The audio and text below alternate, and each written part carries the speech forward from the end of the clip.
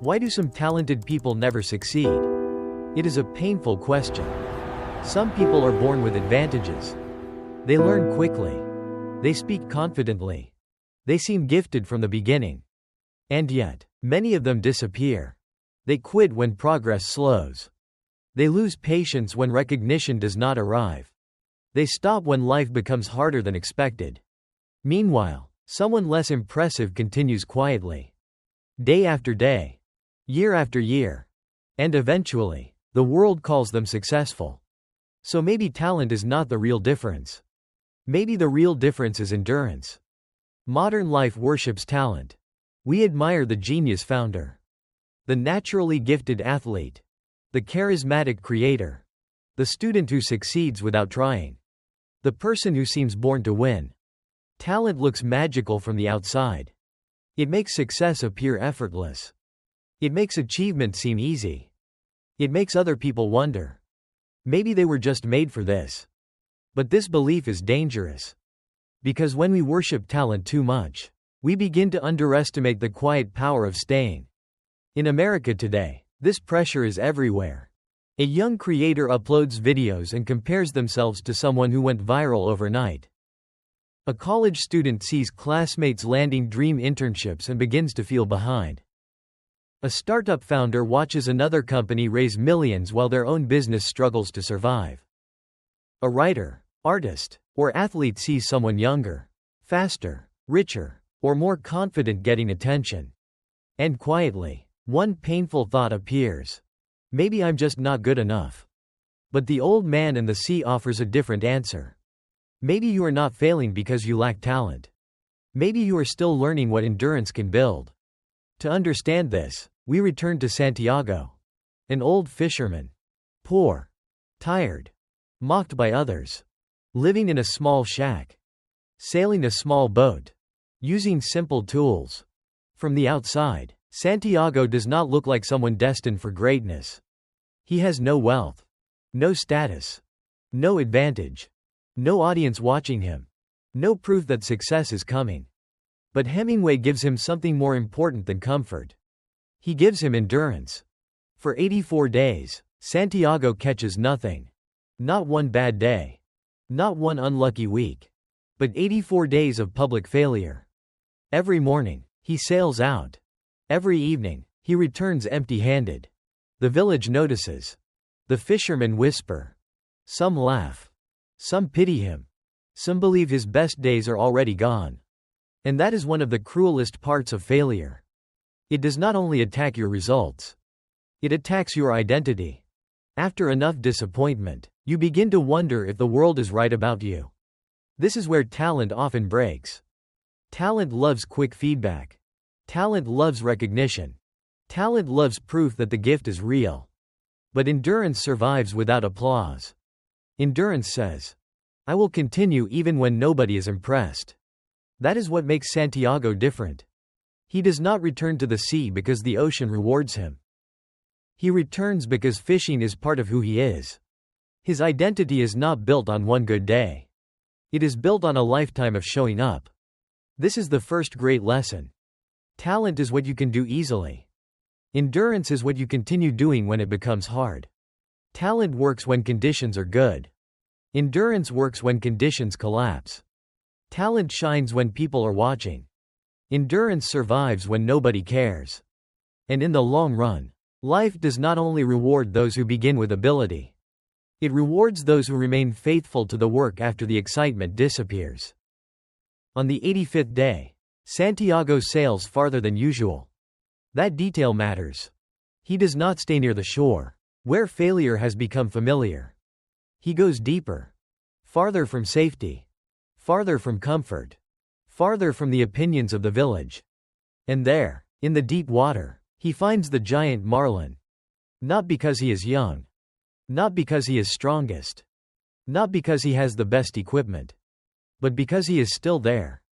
Sometimes opportunity does not come to the most talented person.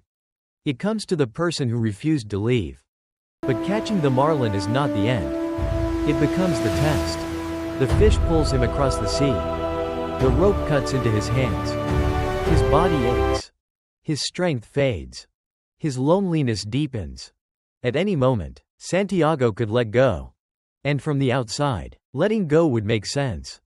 He is old. He is injured. He is alone. The fish is enormous.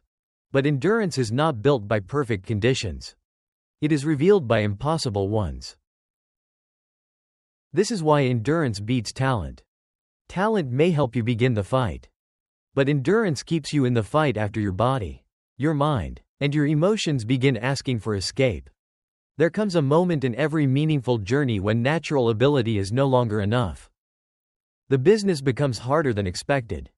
The channel grows slower than expected. The relationship requires more patience than expected. The dream demands more sacrifice than expected. At that moment, talent asks, "Why is this so difficult?"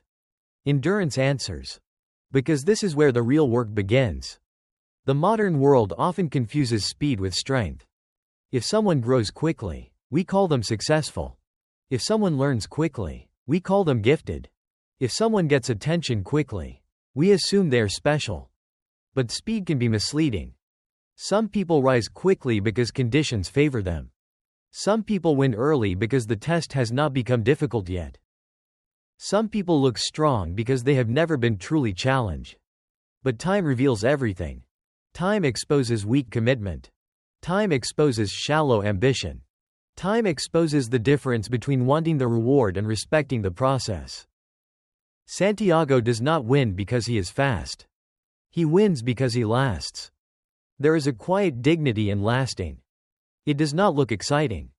It does not always look impressive. It often looks boring from the outside. Wake up. Work. Fail. Learn. Return. Repeat. But that repetition slowly creates something talent cannot fake. Discipline. Patience. Character. Wisdom. Self-respect. And perhaps that is why Santiago feels so powerful. He is not powerful because life has been easy. He is powerful because life has been hard. And he has not become bitter. This is one of the deepest lessons in The Old Man and the Sea. The world can take many things from a person. It can take youth. It can take reputation. It can take money. It can take comfort. It can even take the visible reward of your effort. But it cannot easily take the character you build through endurance.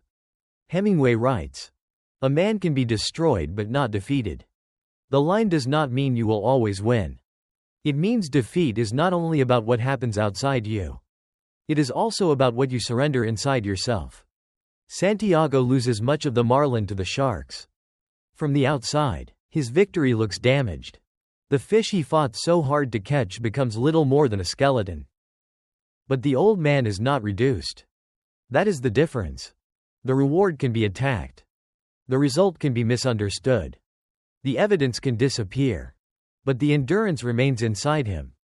And that endurance becomes proof of something deeper than success. It proves that Santiago is still alive in spirit. In modern America, this lesson matters because people are constantly measured. Views. Followers. Income. Grades. Promotions. Productivity. Net worth. Everything becomes a number. And when the number is low, people assume the person has failed. But numbers do not measure endurance. They do not measure the person working 2 jobs while studying at night. They do not measure the creator improving quietly before anyone notices. They do not measure the parent sacrificing comfort for a child's future. They do not measure the person fighting anxiety while still showing up every day. The world sees results. But life is also shaped by invisible effort. That is why comparing yourself to naturally talented people can destroy your peace. You may be comparing your chapter of endurance to someone else's chapter of visibility. You see their success. You do not see their pressure. You see their confidence. You do not see their fear. You see their talent. You do not know whether they can survive the years when talent stops being enough. And maybe the person you envy today will not still be standing tomorrow. Not because they lacked ability, but because they lacked endurance. So what should we learn from Santiago? Do not worship talent so much that you forget the power of remaining. Do not quit just because someone else seems ahead. Do not assume slow progress means no progress. Do not mistake a difficult season for a failed life. Your dream may not need a more gifted version of you.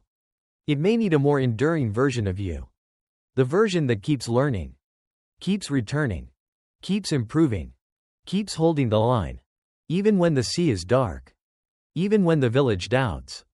Even when the reward is not yet visible.